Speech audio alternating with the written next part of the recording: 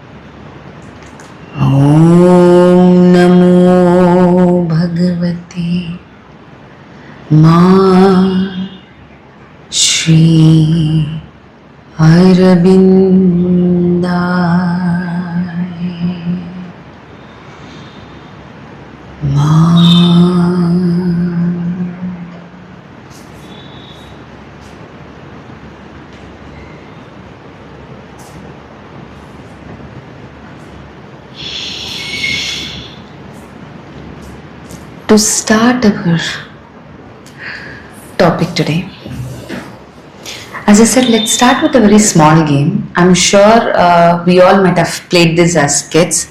You see a coin in my hand, right? Every coin has got two sides, whether it's a heads or a tails, right? And then Chinnappu might have played this toss game and then guess which side it is, right? I'm going to do the same thing now. I'm not going to toss, but I'm going to twist the coin and then hold it. Can anyone please tell me? Guess. It's a simple guess game. Please. Heads or tails? Heads. Tails. Anybody else? Let's see. Once again. Come on, you can do it. It's not that difficult. It's only two sides. Either heads or tails. Much easier. Let's do it again. Heads or tails? Sorry? Head again. Sorry, tails again. Anybody else? Come on, it's an easy guess. It's not that difficult. How difficult it is to find whether it's a heads or a tail. Come on, okay. I'll do it again. 1, 2, 3. Heads or tails? Tails? Good. Tails. So because last two times it's tail, you have guessed its tail, right? Okay, let's see. One last time we'll do. I'm also not saying I'm going to throw the coin here. Heads or tails? Me చూసారు కదా మీకు కనపడింది you are able to say it. No? Okay? Possible. One last time. Heads or tails? Tails?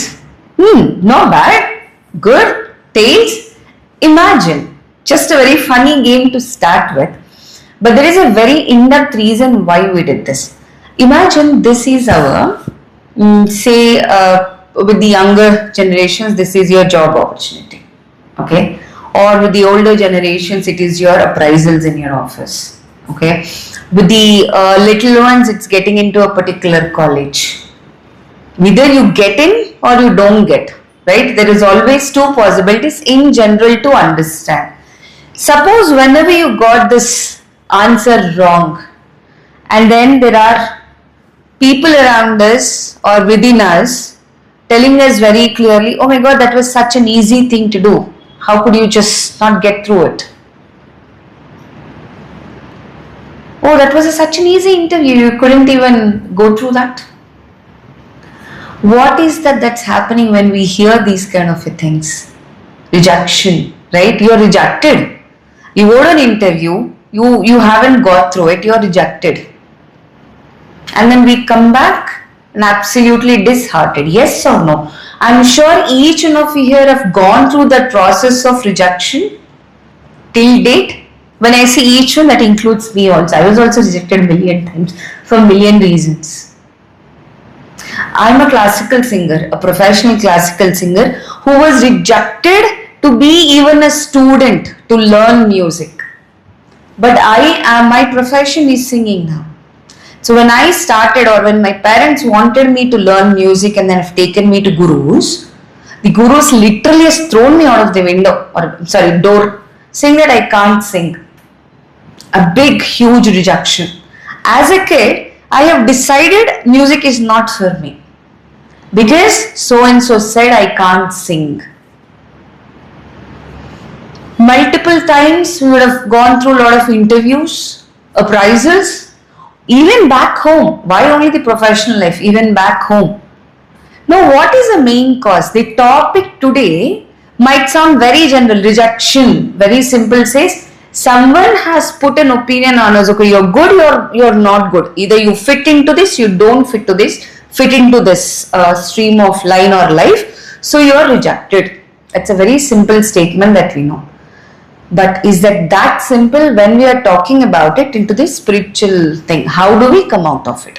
The main topic today that we are going to understand and unravel is rejection, and or putting a slash there, redirection. What is that the master has to tell us? Gurudev em chepparu, mother em chepparu. How do we understand this rejection? How do we go beyond that rejection and then face life? Now, ఇప్పటి వరకు మనం మాట్లాడింది ఏంటి? We are just talking about the peripheral rejections, right? I'll also quote some very beautiful quotes from the masters in the process. When you are saying you are being rejected, what is happening? What is happening within us? Okay, someone said you've been to an interview, they said no, rejected. Something is happening within us, right? What is happening within us? Depression, okay. Why depression? Lack of confidence. Okay, depression, lack of confidence, but why? Why are you feeling depressed when I'm saying you're not good? Suppose I come and tell someone you're not good to do this work. Yeah, I feel bad, correct uncle, I feel bad, we feel depressed, we feel dejected, we feel we are not worth. Fair enough, psychologically all these points fall into picture. As on date, today the modern psychology also tags them with a lot of jargons that we don't even understand.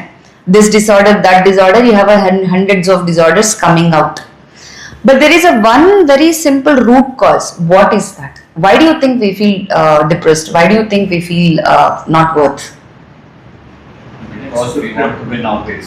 That's the attitude of the people around us and ourselves. Can you please repeat it, uncle? మనం గెలవాలనే కోరిక ఒకటి ఉంటుంది. Correct. People also do the same. Correct. నువ్వు వెళ్తే అక్కడ fit కావాలి, నువ్వు లేకపోతే ఎట్లా నువ్వు. సో అది రాలేదు అంటే Right. People around me. Correct. Will not have the same face value. Correct. So you are expecting, or you have an ambition. So there is an expectation for that. You feel you are not able to reach that expectation, and people around you are also, is that exactly what you are saying, right? People around you also not supporting you, and then there is a problem there. Okay, let's go little inside. Correct, we are on the path, but the idea of our integral yoga is not to see what is there outside, but what is in us, right? So we have crossed one wall. The first wall of rejection is, okay, I feel depressed, I feel worthless. Fair enough. The second thing, as you said, okay, I have some expectation, I am not able to reach that, but there is something else in there. Why is that you feel you have that expectation, and why is that? What is that tapping in us? Desire, okay, beautiful desire to Getting to the job or getting to the correct. Ambition, desire. Now desire is connected to something within us which is much stronger. Okay, if I come and tell you, simple scenario, if I say, that's okay, no problem, you missed the interview now, it's okay, you don't get that job now, you will get the job somewhere else. Maybe it might hit you and then feel, okay, I'm happy, but 99.999% you don't accept it. The first thing comes, how can you even say that when someone else is able to do it and I am not able to do it? So how can you say it's okay? So what is that thing which is not even helping us or giving us a possibility of looking beyond that? Exactly. Exactly. Ego. So for everything, whatever happens, it's always here, the ego. Because ego identifies itself with your imaginations. Okay, if I say, I'll take my own example. Because I've learned music or because I'm trained to do classical music, I am supposed to be a performing artist. It is a given scenario for me. My mind accepts it, my vital accepts it because I feel that is my personality now, that is my identity now. If it is not happening, then I'll have a lot of things coming, and where is that whole thing is brewing down in your lower vital. I'll have jealousy, I have comparison, I'll have envy, I'll feel like dejected. Okay, I'm not getting whatever I want. I am worthless. I am this. I am that. I am that. I am that. So I am. The ego is the main center for it. Beautiful. Let me read one thing that Gurudev said. According to Sri Aurobindo, rejection means consciously refusing and throwing away all movements in nature that stand against the divine life and the spiritual transformation. Very beautiful to hear, but really difficult to do. What is it saying? What is the meaning of rejection? Now, whatever we spoke till now is just a peripheral thing. Okay, someone is telling you, or at least you are telling it to yourself that I am not good, I am not worth. But what is the original meaning of rejection? Throwing away all movements in nature that stand against the divine life and spiritual transformation. Now, for someone who hasn't actually entered into a spiritual life, or even I can't even use that word spiritual life. All life is yoga is what Gurudev said. So can't even use that. Spiritual life, non-spiritual life. But someone who is still stuck with the mind as a predominant thing and then still think me and then mind coordination low. How are we going to help them what is divine life is all about? How are we going to help them understand what is the spiritual transformation is all about? The word itself is like too heavy to understand, right? Transform. Transform into what? How to transform? And to what? Where to go? What to do? That is where we try to slowly unravel. It's very pathetic. In fact, while I was coming,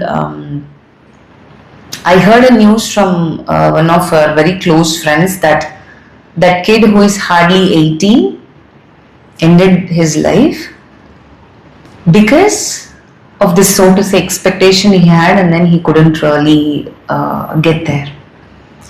We get to hear these kind of things so often and feel so burdened because this is my personal opinion, because especially the teen to young adults, we are not able to help them understand what life is all about.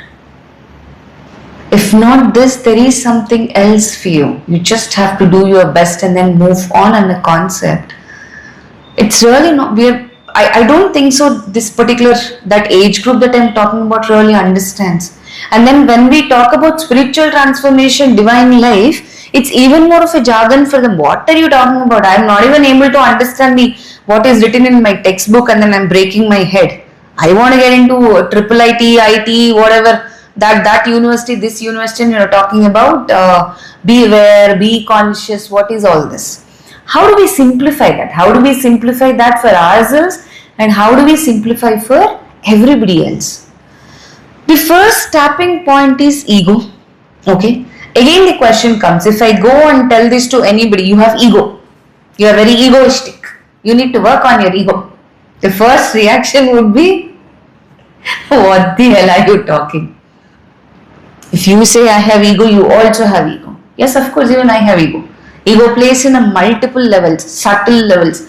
We think we are out of ego. There are many millions of situations that we think I am out of ego. I have dealt with it.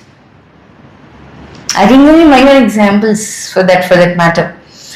There was a argument or a conversation with someone which I didn't want to turn it into an argument, because mother very clearly said in an argument both the people are at fault. If you are arguing with someone, that means your ego is playing there. And there are many anecdotes that we might have read about the sadhaks and sadhikas conversations with mother and Gurudev, and then when someone went and then told, I don't remember the names exactly, but when they said that when they went and then complained it to mother, saying that they're all talking about me like this, am I being correct, am I doing it correct? Lot of sadhikas and lot of sadhaks wrote these things to mother. Mother very beautifully says, if you hear something about you, this is the gist of it, not the exact words. If you hear something about you, look into it. If there is something to grow, take it, follow it. If there is nothing, if they're criticizing you, just let it be. You don't have to react to it. That is exactly stepping back. We have 3 rules to work on ego. The first one is to step back, and the way you can step back is that. So when in an argument, it is for sure your ego is playing, right? But now I have another very funny scenario. When I had this in my head, no, I should not argue. So I will just listen to them. I am not going to argue. But my antaratma, there is also the inner me, right? Inside me, I am telling it to myself, yeah, as if they know everything and I know nothing. That is also ego. But I am not reacting it outside. Peripherally, on the outer level, I am not reacting. I am just listening. But when even for a second you think of it, that is also ego. We are still playing. So ego plays in a subtle level. Okay, fine. In my sadhana process, I have read and I've understood. I've even read. Imagine I did Life Divine 10 times, and then I know. Okay, I'm not even letting my mind talk. I'm not even letting that. But after 2 days, 3 days of that incident, you're still mulling over it in your mind. No, I am not saying they're wrong, or I am not even saying I'm right. That's okay. I understand. Disturbance annadu vastundi. I understand. But maybe things could have been different, and when we do that also, that is also ego playing. See how subtly it plays. We are only telling it to ourselves as if we are analyzing a situation. But are we really analyzing a situation, or are we still lingering somewhere? My point is not heard. My idea is not heard. And this whole thing is in the lower vital, which turns in turn, comes out like your desires, it's ego. We have a lot of fears, we have anger, we have jealousy, we have laziness, we have depression, we have falsehood filled around us. And then we are not knowing how to swim even through that and then come out of it. So the first thing Sri Aurobindo says, if you really want to understand rejection, these are the lower nature things that one needs to reject. Good. Reject what? Desire. Reject your ego. Reject anger. Reject jealousy, laziness, depression, falsehood. Again. How? Ego, yes, okay, fine, now I am understanding ego, I don't want to react, I'll understand. Laziness, okay, the word seems very simple. Okay, I don't want to be lazy. In fact, there is one technique in Japanese Zen process law. I don't remember the name, but I read it somewhere, okay. They do it 1 minute process. So to come out of that laziness, what is the opposite of laziness? So every thread, in fact, every emotion, whether it's a lower vital emotion, the only way is to go upwards. We have to take all these lower vital to higher vital. That we all know. That is the only way to reach the higher. That is the only way to come out of all this. Samsara sagaram. That is how we swim and then come out. The shore is only the higher. We know it's a pyramid. And we also have, it's on our walls also, the ashram walls have got that. The spiral journey, mother gave that diagram. The only way upwards is not a straight line, it's a spiral one. You keep on going and then next round and then next round and then next round. But the highest is the higher that we all know. How are we going to go there? Now laziness, as per the Zen thing, I can say is simple. Do things every minute. So I write for a minute, I read for a minute. Okay, if I have to make a habit, basically do it for a minute. Fair enough. Next day I will do it for 2 minutes. Fair enough. Third day, 3 minutes. Fourth day my mind says light lawyer. I am done with writing. Yes or no? These are all the practical problems, right? We say I'm okay, I'm read for today. I had that inspiration of reading, but tomorrow I feel like okay, I'm slightly okay. I think I did my quota of today's reading already yesterday, so I don't want to do it. But the major thing to reject, I mean, we have to remember ourselves that whatever we feel, the awareness that we are slowly increasing in ourselves, these things need to be rejected. The first and foremost thing is that you need to understand. We need to understand that. Next comes. Suppose let's take one emotion that we talked. Anger. Can we take anger as an example? No one can say I was never angry in my life. At least some can say I was never lazy in my life, because I have seen people who can't even sit without doing anything for a second. They just keep on, workaholics, not just the office work, even they create works and then do it. But angry is one such emotion, a lower vital, very strong lower vital emotion that we have. And I'm sure no one can say I was never angry in my life. Correct? Now let's take that. If you have to reject angry, how do we do that? Any methods that we all followed?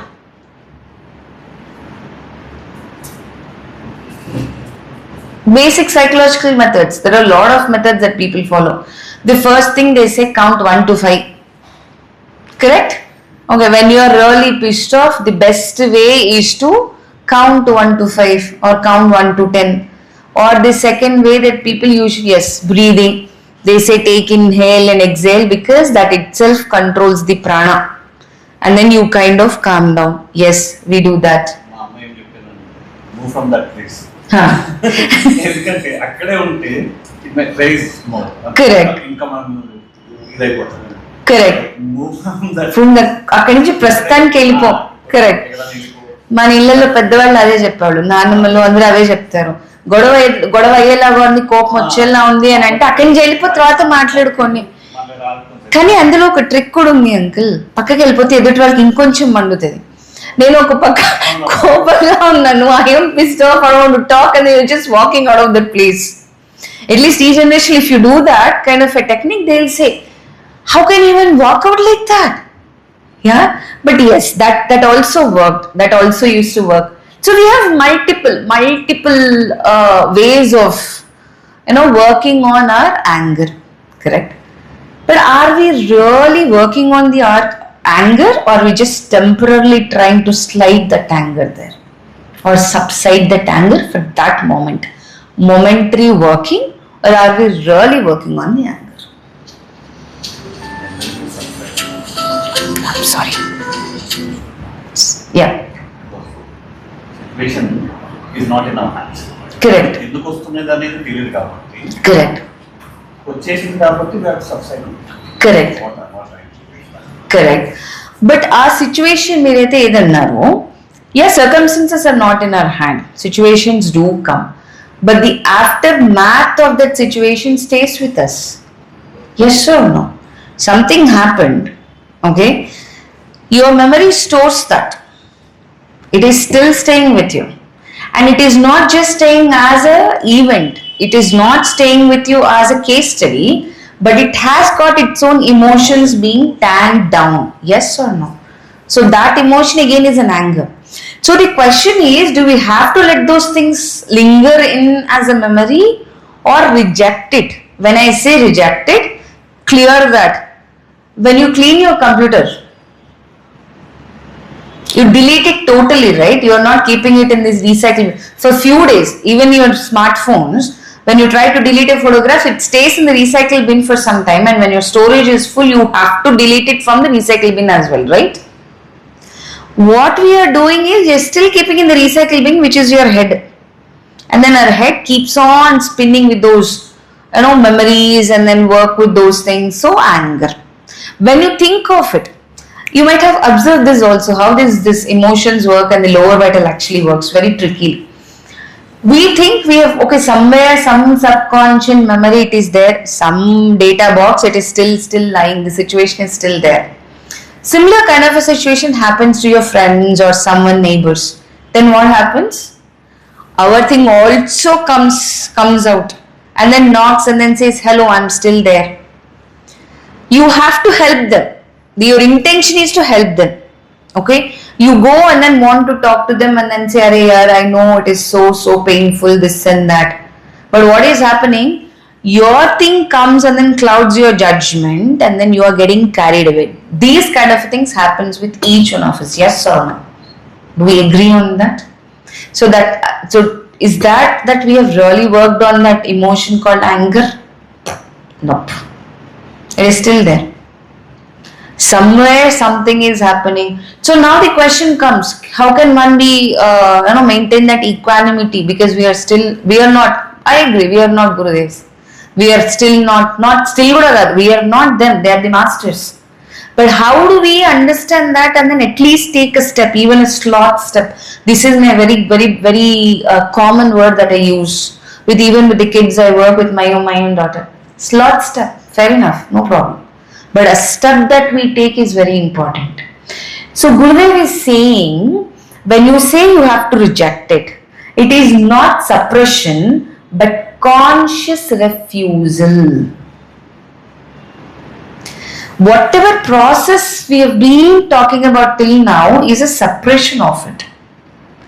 We take a breath and then say, okay, fine, I'm good now, I'm fine. And this reminds me of a very beautiful joke from, I'm sure you all might have watched this Kung Fu Panda animation.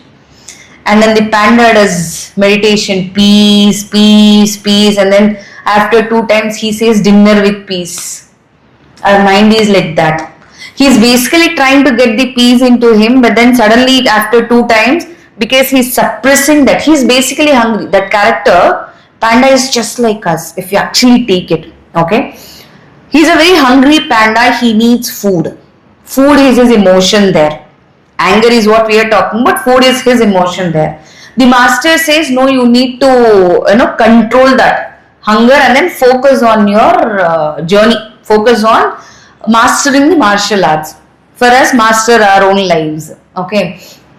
So he says, okay, I'm going to meditate. He closes his eyes and then he constantly says, I'm calling down peace, peace. The basic peace is calmness. Equanimity is what he has to bring down. But his mind, he is only able to see the peace, gain peace. And then he immediately starts chanting dinner with peace. No, because his mind says, I'm suppressing that hunger. He wants the dinner with peace. I've been here.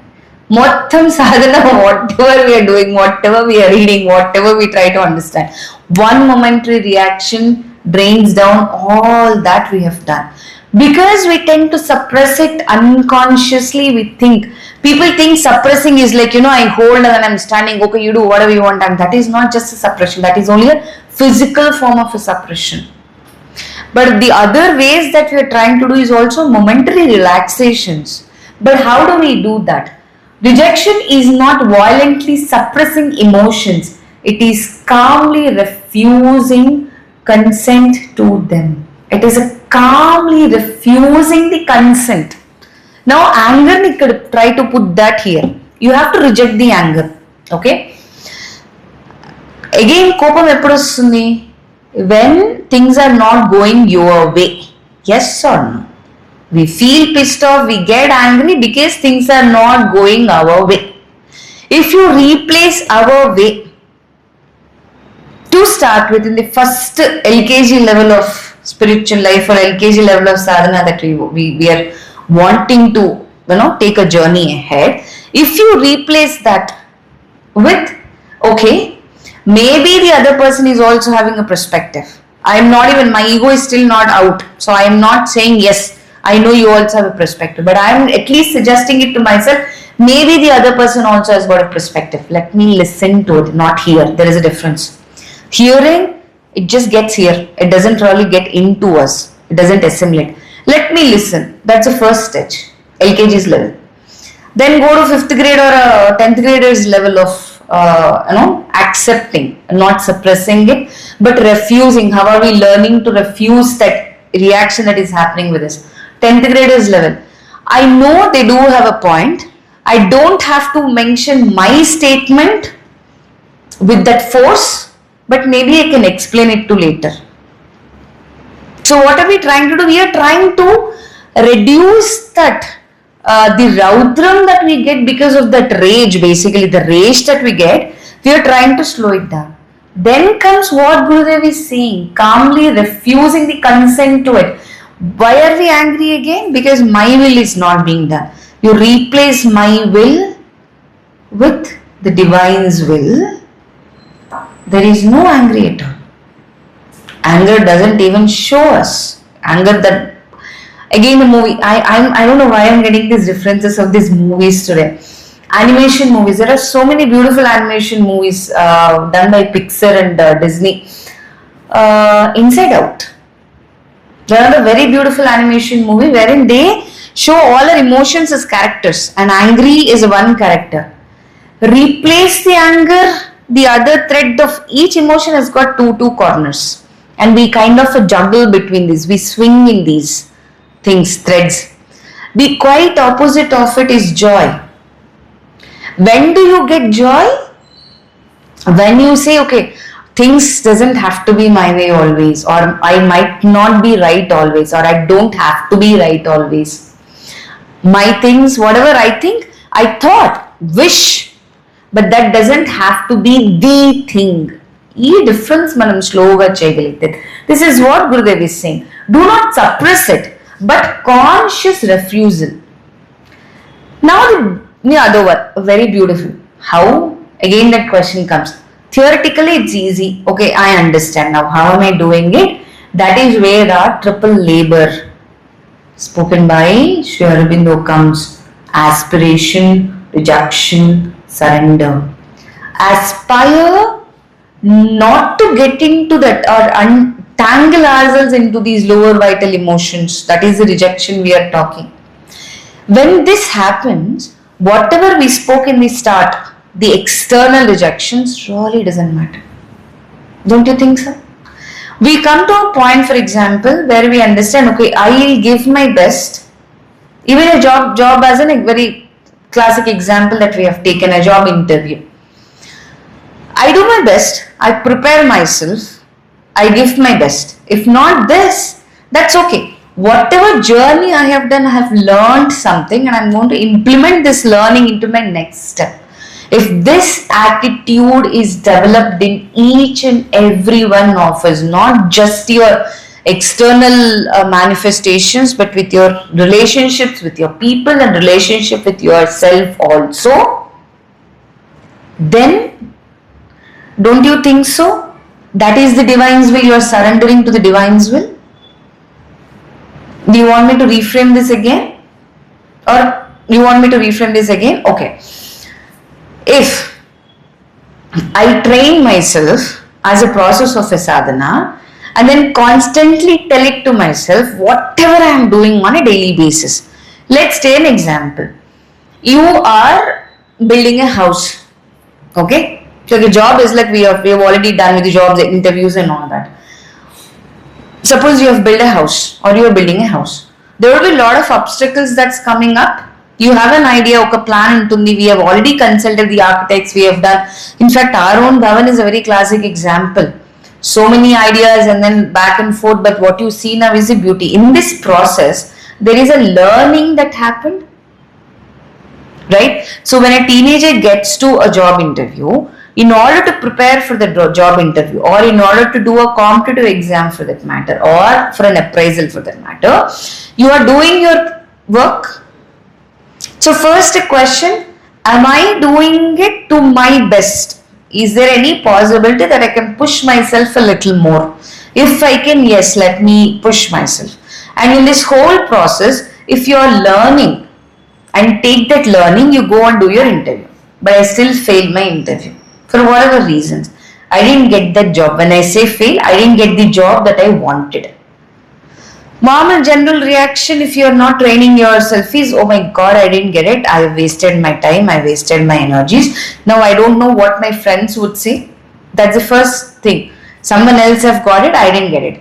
Now I am saying let's go beyond that. I have learned something in this process. In this process, I have learned to be sincere. In this process, I have learned to push myself. In this process, I have learned to be little more confident. In this process, I am learning to be little more cheerful with negative implications as well. And then I go to my next interview, prepare for my next step. In that, the quality of whatever 4 steps I said is going to increase because it's a journey again.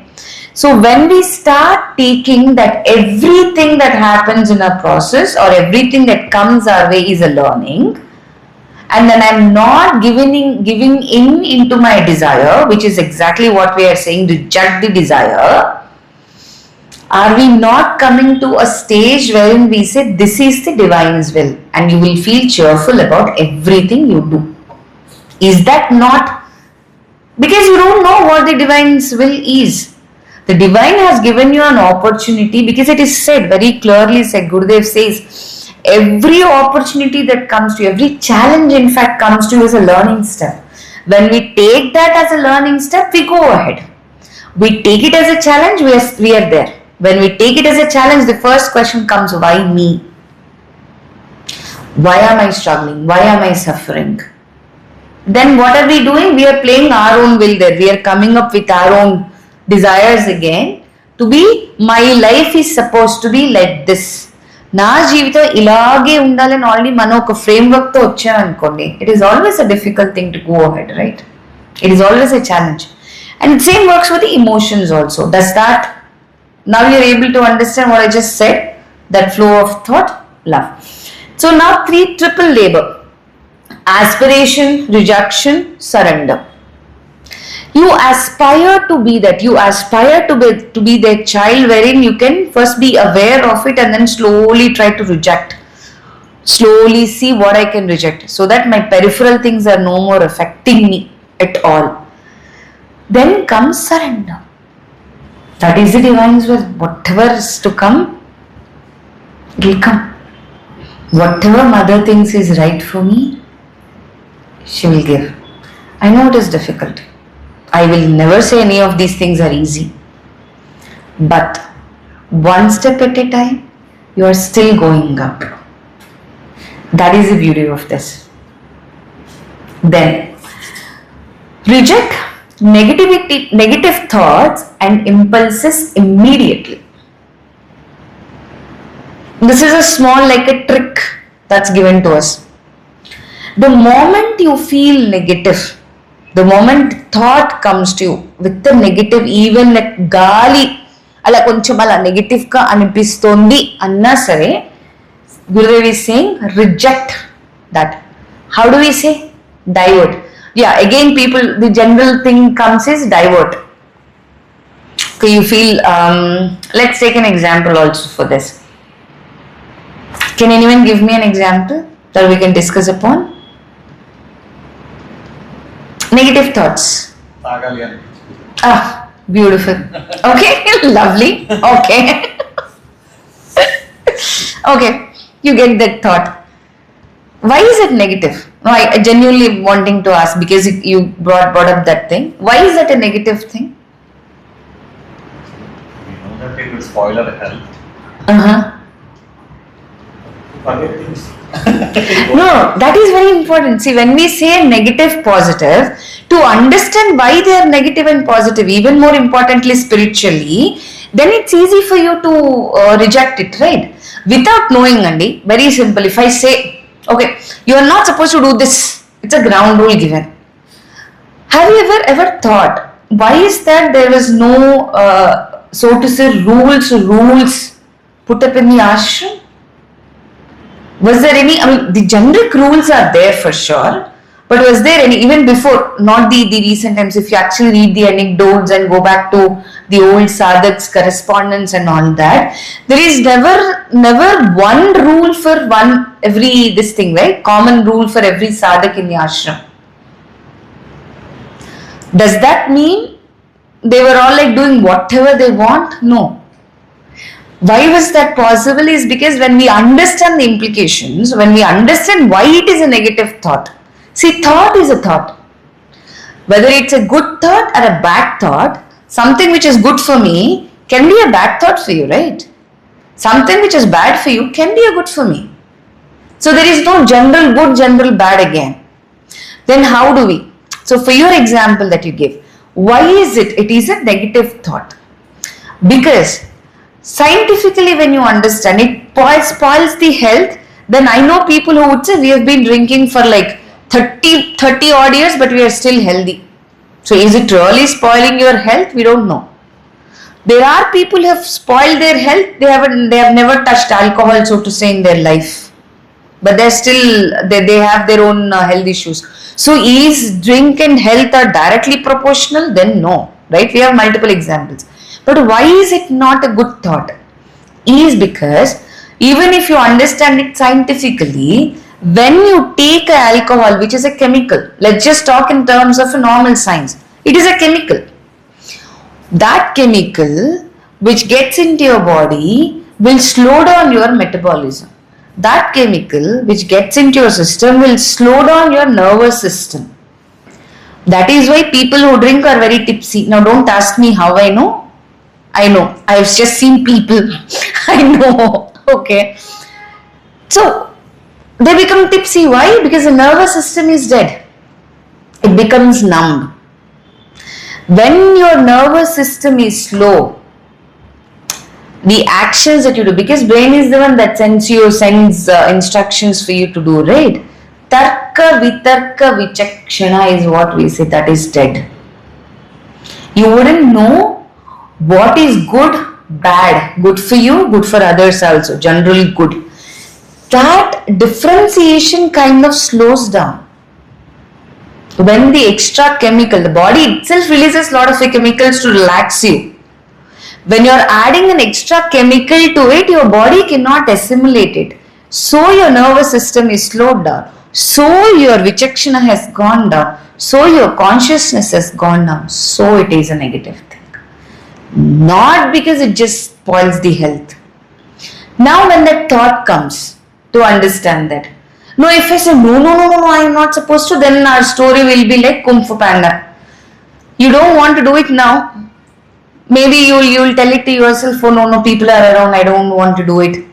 Or maybe no, my mom will scold me, I will not do it. But chupke chupake, you will anyways do it some other time. If not today, tomorrow. That is a suppression we are talking about. We are not here to suppress. The moment that thought comes, if you just reinvent or revisit all these things, okay, what is going to happen to me as a human being? What is it going to happen to me as an individual? How am I going to act and react?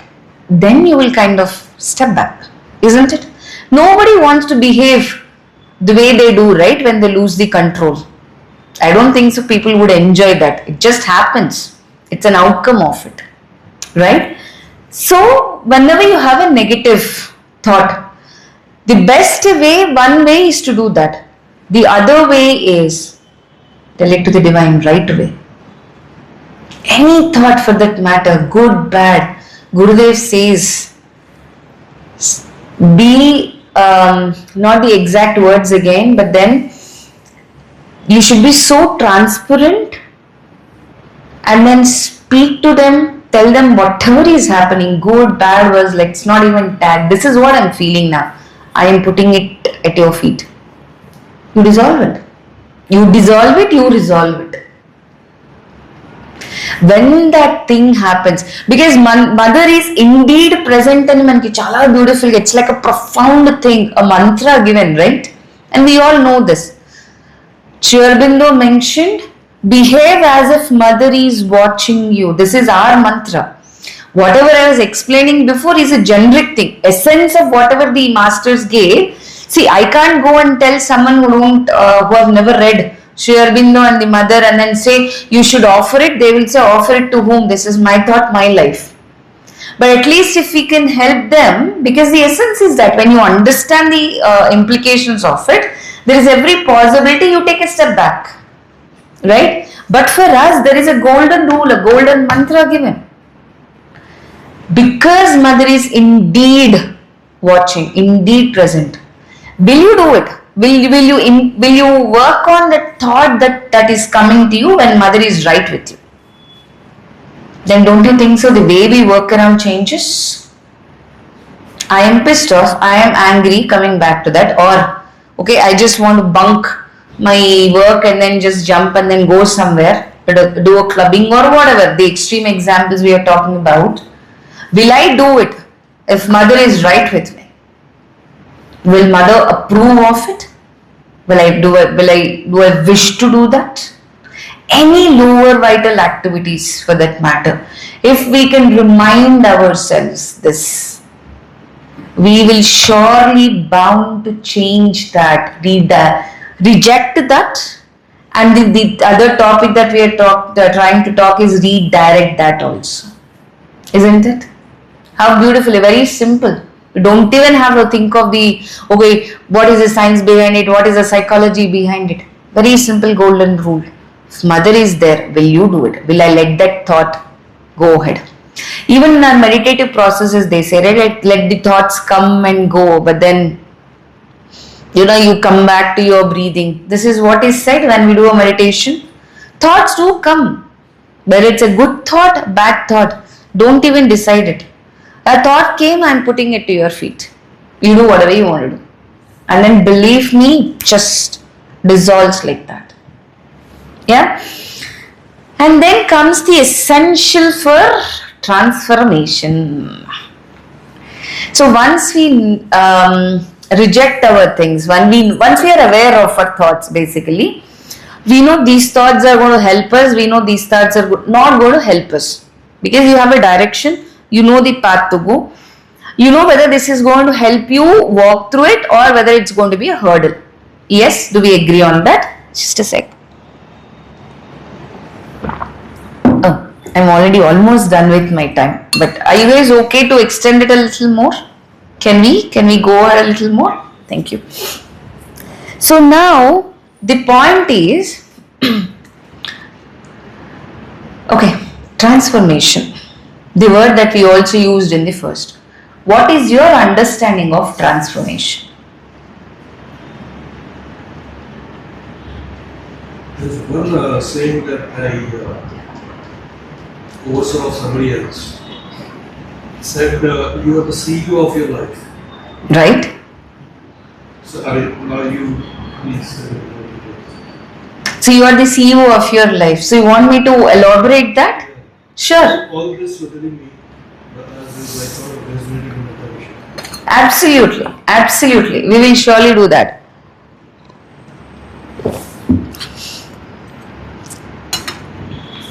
Okay. Can we first do the transformation and then I connect that to whatever you are saying? Yes. What? Transformation ante మనం అది లేదు. Before that we are not that. Okay. We have to move towards that. Okay. Not exactly. Being వేరు ఉండదు. మంచి కూడా ఉండొచ్చు. Correct. What to transform? అసలు transform అంటే ఏంటి? మామూలు ఇంగ్లీష్ టర్మ్ లో if I say what do you understand by transform? Form, దాన్ని బ్రేక్ చేద్దాం. ఫార్మ్, ట్రాన్స్ఫార్మ్, ఒక ఫార్మ్ నుంచి ఇంకొక ఫార్మ్ కి మారడము. Change from one form to another form. Transform కి simple word is change. If I can just use it like that, transformation is to change from one thing, one form to another form. That is a generic understanding of a transform. Now, if we go a little into our Puranas, our Vedanta, and Mother also mentioned this, Paramasivudu, Lord Shiva, is the strength or an epitome or the adhipati of transformation. This is what Mother told us. Our Puranas say Shiva is a destructor. If you actually go back to the Puranas, I'm sure you all know the Trimurtis and the role that they have. A creator who is Brahma, Vishnu who is the one who runs the life cycle, Shiva who is a destructor. This is what our Puranas speak. Now let me put it into a triangle. This will also help you understand the CEO point that's why you made. I am putting it into an equilateral triangle. I have three energies, three entities. They have their own job responsibilities. And I am in the center, my life, prana. Life is in the center. Now that life is the mother. Just try to visualize it. A triangle. There is one energy called Brahma. There is one energy called Vishnu. There is an energy called Shiva. And in the center we have mother. The feminine energy and the masculine energy. If you want to talk in terms of energies, the masculine energy is the outer triangle and the core of the triangle is the feminine energy, that is the Shakti Swarupini, that is Amma, mother. Okay? Now, Brahma is a creator. Again coming back, Vishnu is the one who helps you with the samsara sagaram, the ups and downs that we go through. Shiva is the destructor or a transformer, we are saying. Now I have a thought. I got a thought. Some idea came to me, which is going to help me grow in my own life. An idea has been created. In fact, before this, let me tell you this. All these tattvas are there within us. We have these energies within us. They are not the entities somewhere higher there that we are trying to hold. Manikochina Puranas anni kuda enti ante, it is a way to help our mind to connect to them. All the stories, Puranas, I am not talking about the Itihasas, there are two different things. The Puranas that we know, the stories that we have heard from our ancestors, from our grandparents, great-grandparents, through books, Bhagavatas, the story of Bhagavata Kadalu, or the stories of Shiva from the Shiva Purana, the Brahma Purana, whatever Puranas and stories that we have heard, it's only a way to help us to understand the tattva of it. Now we are just going to do that triangle and very simply understand. A thought has been created in me. CEO's thought started with a company. Yeah, that is the Brahma's initiation. Some idea has come and then it is created. Now, once I have an idea, I will surely work through that idea. I'll have my own planner. I'll start hiring people who will help me out to work with that planner. Or if it is just a one individual's work, if it is a startup, if it's a one individual's work, I plan my schedule. I'll say, okay, phase 1, phase 2, phase 3, phase 4, this is how I have to work. And in this process of the working, there will be ups and downs for sure. It is not going to be a simple journey. Just because now idea I say, okay, I want to go out. Okay, I want to go and have a dinner at a nice 5-star hotel. A thought came, boss. Creation, I picked. Thought vachesindi. If I have to go there, I have to first get out from here. Right? I have to start my car. I have to, cross over the traffic. I have to go there. I need to have a reservation. If it is a busy restaurant, I have to wait for some time. Yes or no? It is not that easy. Just because I want to have dinner, it's not like a Maya Bazaar. I just say and then I have my food here. Yeah? So I have to do my process. In this process of our life, in that journey, your Shiva's and Vishnu's energy is working. That is the up and down.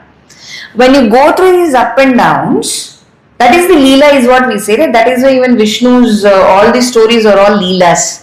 Whatever story we hear, it is all a Leela. Very, very funny, interesting stories. The process is happening.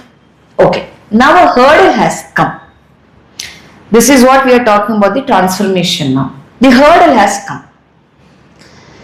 If you say, oh my God, there is a hurdle. I can't go ahead. It is difficult. This is negative. వస్తాయా రాదా ఏదైనా ఒక idea అనుకొని మనకు ఒక obstacle in రాగానే oh my god something negative is going to happen అనిపిస్తుందా లేదా we all go through this right oh no something bad is going to happen or we even go with okay bad things happening no this is not for me okay let me not do this for some time and కొన్నిసార్లు even back off also from whatever we are doing but if you actually see what is the hurdle, take a step back and then try to analyze the problem and then see if there is any way that I can cross that and then change my strategy of working. Then what happens? Is it confusing? No? So is it confusing? I'm saying there is a hurdle in your process. Okay?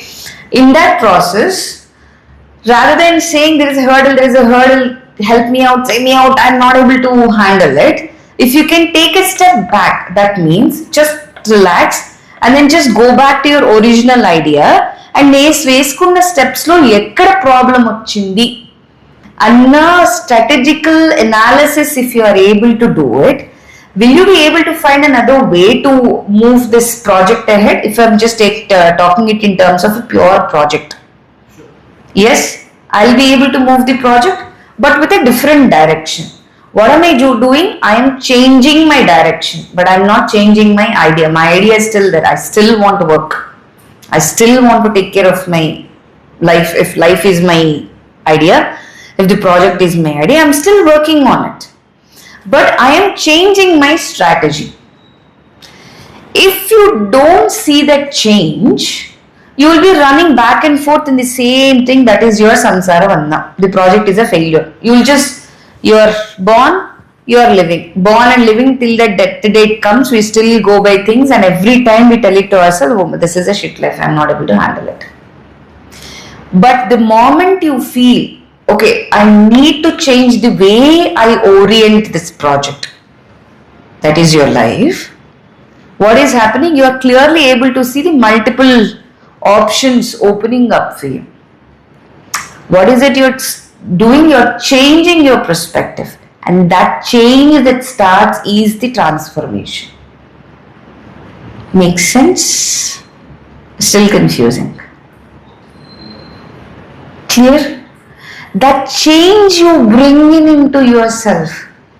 ఇది మీరు ఏ example కన్నా తీసుకోండి. Take it to your own personal life. Anger, we have been talking about it. Let's take that. Situations happen. Creation. I am angry about it. What is that Vishnu Tattva working in that situation? I am reacting, my body is trembling, I am so pissed off, I am furious, I am drinking so much of water.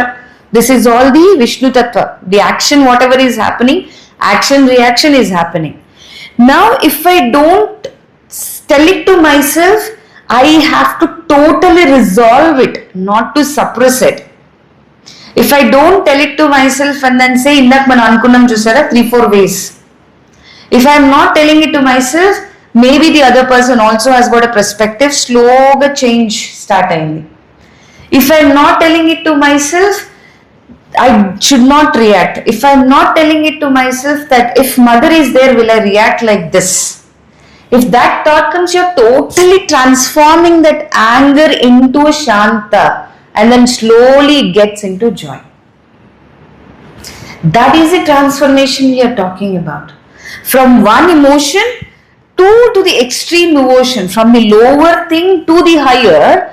When you go through this journey from anger, you are slowly making yourself tuned to become calmer and calmer and calmer and calmer, and then a stage comes wherein you don't even have to tell yourself you need to be calm, because you only see the joy of it, because you're seeing the joy of the process of your growth.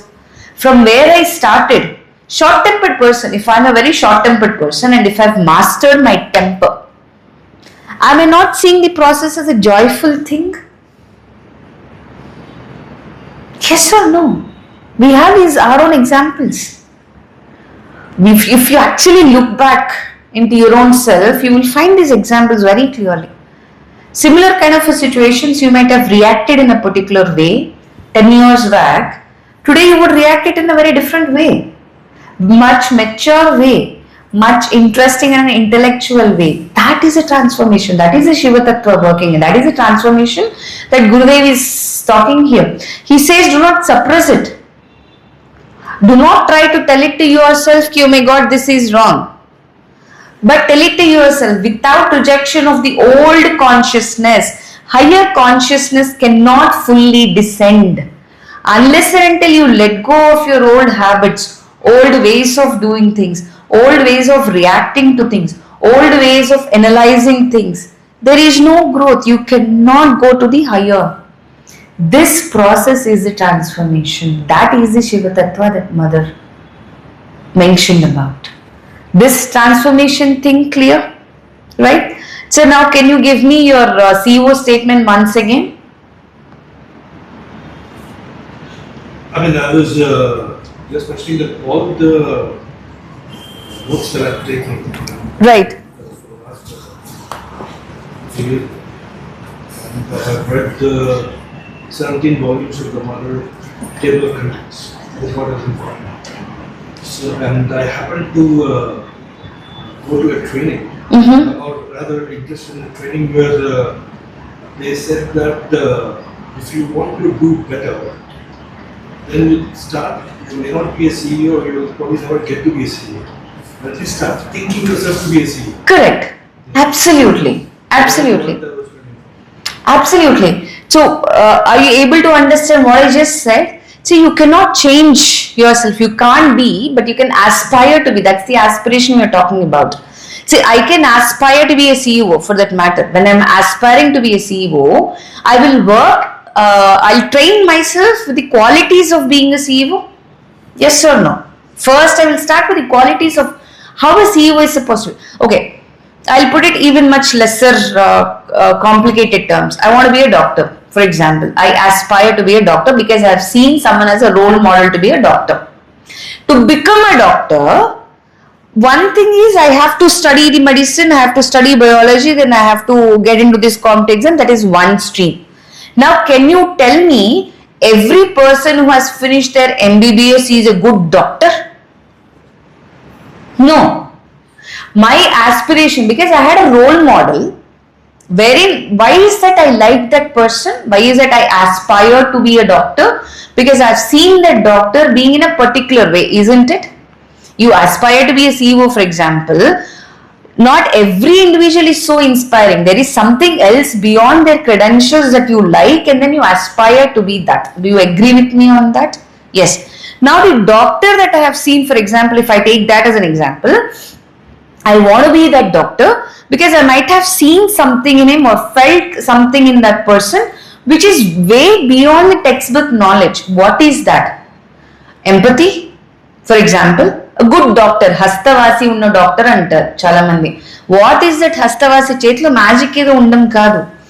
They are very empathetic to their patients. They are not very commercial. They don't treat patients as numbers. They treat patients as human beings. They have an attitude of invoking. In fact, Alugda mentioned it in one of his things also. When you invoke mother's thing, I don't know if it's an anecdote from the ashram or his own personal experience, I don't remember.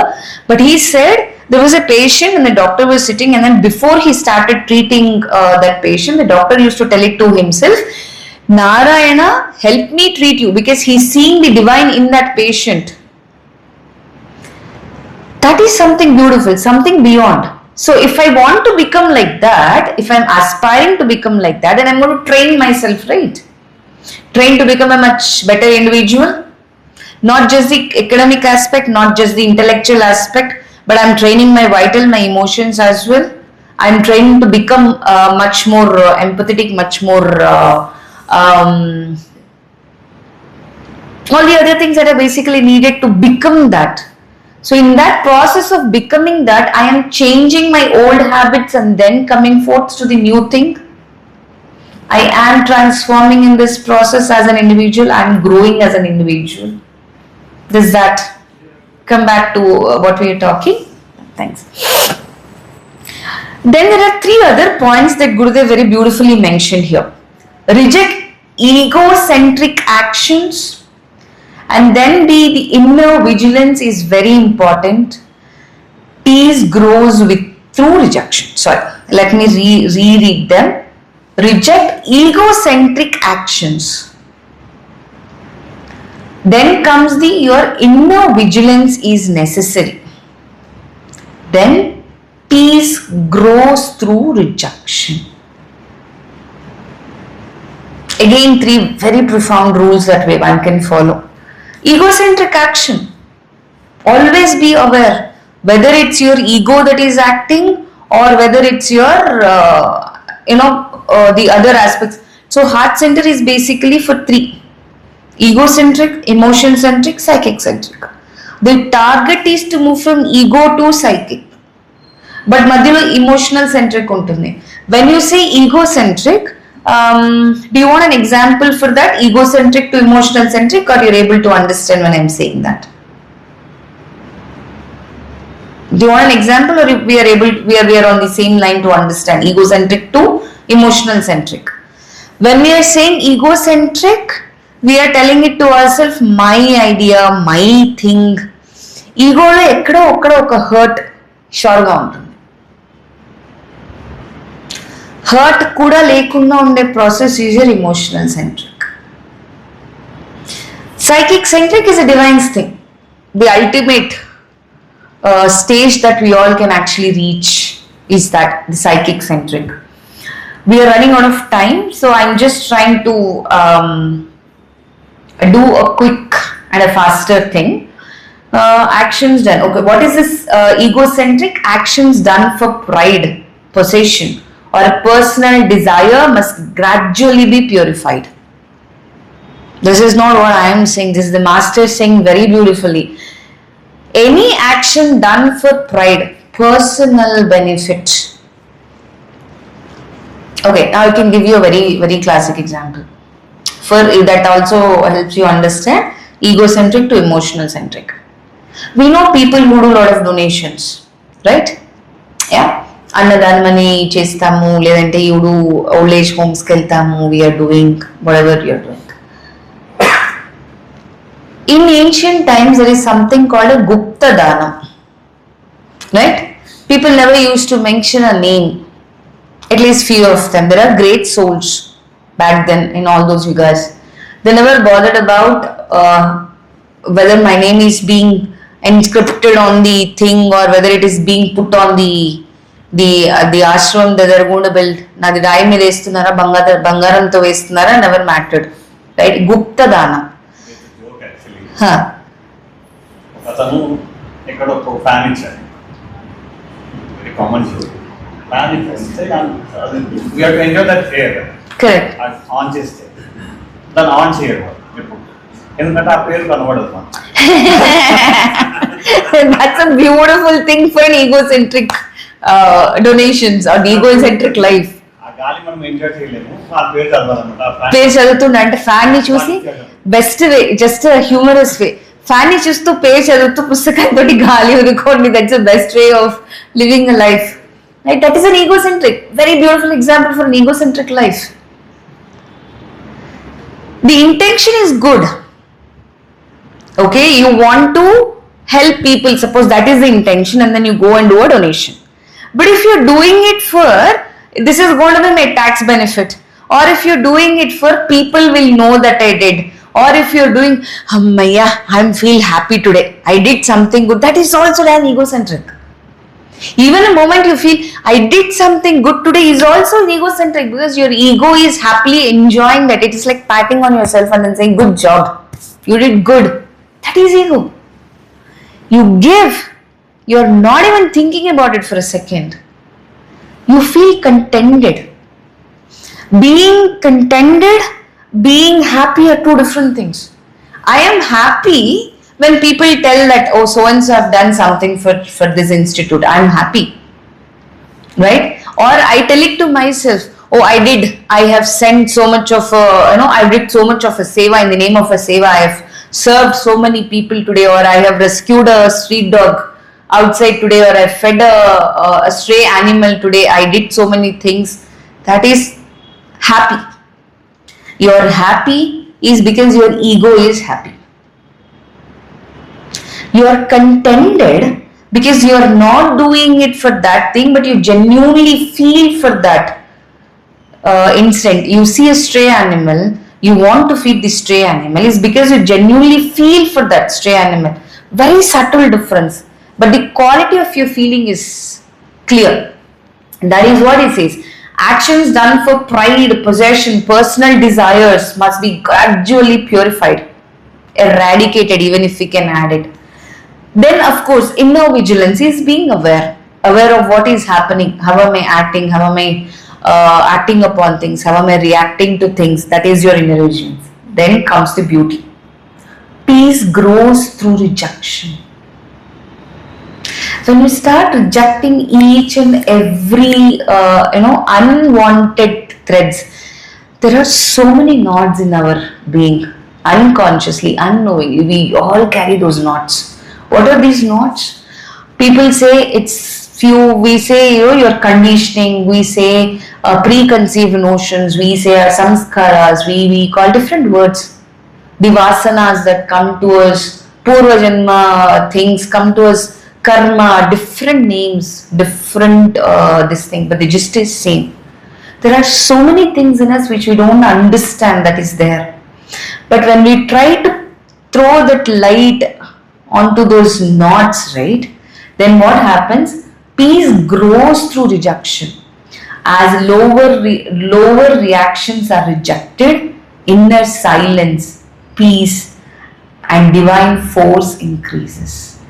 When you feel contented with whatever we are doing, you feel contented. When you feel contented, you see the light. And that light is the divine light. That light is the higher light we are talking about.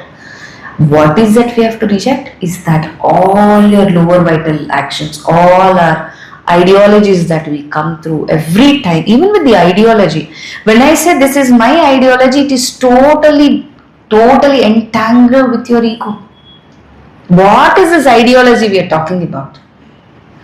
I have framed an ideology by whatever I have looked around, whatever I heard around, whatever I have seen from my childhood, right? That is your ideology. I'm telling you, it's really difficult to even work around the morals. Forget about the ideologies we are talking about, even morals also. We find it so difficult to change the moralistic grounds. We say, oh my God, I can't, because morals are society made. It is very difficult even to come out of that. We have so many beautiful stories pointing to those things. We will not get into it. Reject all that is false. This is Gurudev's quote. Reject all that is false, obscure, ignorant, and undivine in yourself and in nature. Reject all that is false, obscure, ignorant, and undivine in yourself and in nature. Pain is the touchstone of growth. Without it, we remain asleep to our weaknesses. Pain is the touchstone of growth. Without it, we remain asleep to our weaknesses. On this note, I know we haven't really touched redirection. Looks like we will continue this whenever I have a next talk, because we really have to even dwell into the egoistic nature. Why we still cling to that ego and how to let go of that ego. How can we, how do we cling to the fear? And how do we cling to those ambitions we have? How do we cling to those desires? And how to transform from what to what? From a fear to courage. How do we move from that? What is that thread? How do we redirect it and all that? We will do it in the next series or next talk. But before we wind this, just an idea came and we will do that. Can we all please close our eyes? We will try to do a very small exercise that I heard, worked upon, which really works as a quick understanding of what to reject, how to let go of things.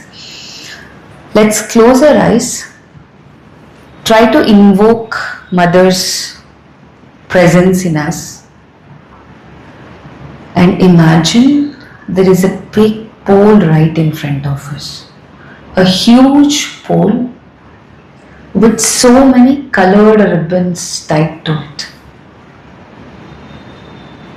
The top of your pole is the higher consciousness. That is where mother is. For us, just have that visualization that mother is holding all those ribbons. One end is held by mother in her hand, and all the other ribbons are flowing around. Whatever is flowing around is all our self, our egos, our aspirations, our desires, our pains, the journey, our happiness. Why only the negative things? The happiness, the kind of a joy that we carry. Each ribbon is that. Now I want you all to pick one ribbon that is dominant in you at this point of time. That can be pain, that can be joy, whatever you feel that you have to ask. If there is some fear in us, let's hold on to that ribbon. The idea is to transform that emotion to the higher. Let's just take that ribbon, hold that ribbon. If it is easy for you all, try to visualize it with colors. If it's a fear, you can visualize into a dark shades. If it is joy and you want to move the joy to ecstasy, people do get confused. Only negative thing to positive and kuntaru. Positive can go little higher. Your joy can go to ecstasy. Your fears can get into courage. Your anxieties can move into strength. So hold that ribbon if it makes it easy for each one of you. Visualize those ribbons with the colors and then slowly hold that. Imagine yourself holding to that ribbon tight and then try to invoke Mother's light who is up there, and then that light is transcending, slowly coming to us, and then tell it to yourself, let go of this emotion and then move it to the higher. Let go of this emotion, let go of the fear I have, and then move it into courage. Make my joy into ecstasy. Just hold on to that, chanting Ma in your hearts.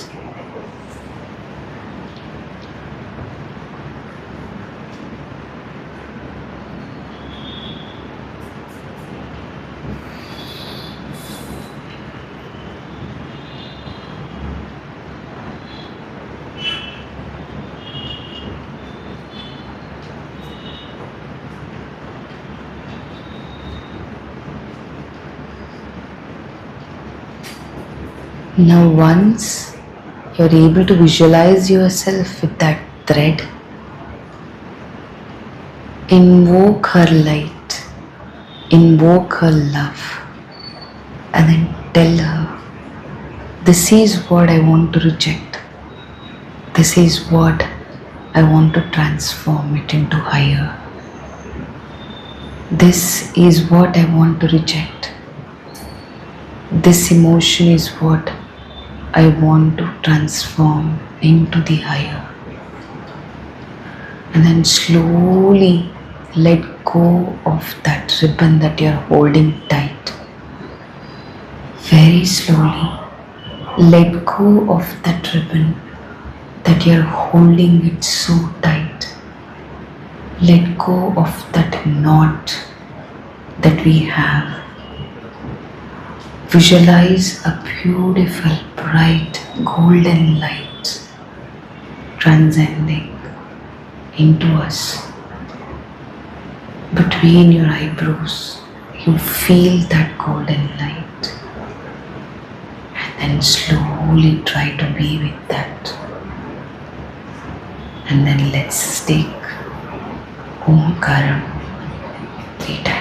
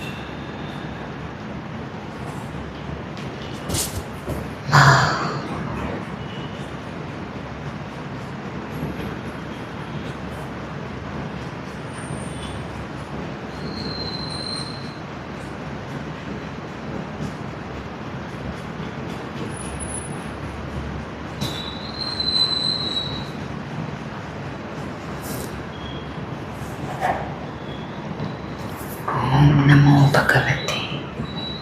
Om Namo Bhagavate. Om Namo